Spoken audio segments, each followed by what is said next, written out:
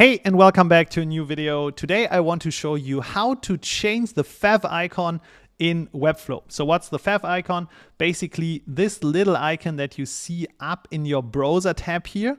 But lately these icons were also included into the Google search results. So it's really something that you should customize to your own website so that it really represents also your branding.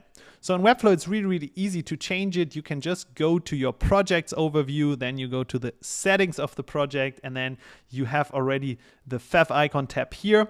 As you can see, for now, it's the default Webflow one, but we want to make sure to change it. So I can just click upload here and then choose my fav icon.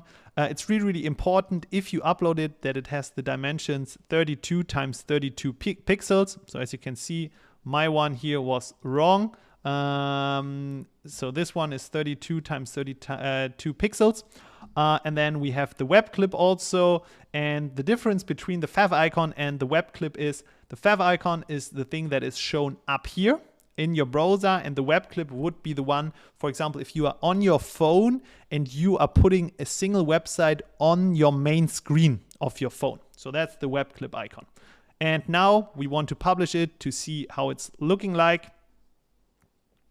And yeah, it takes a second to deploy, but now we can reload and we can see that the fav icon should be updated. Yes, here is the new one. And now we are happy. Hope you liked the video.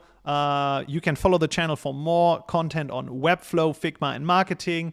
And if you have any questions, leave them in the comments below. See you on the next one. Bye-bye.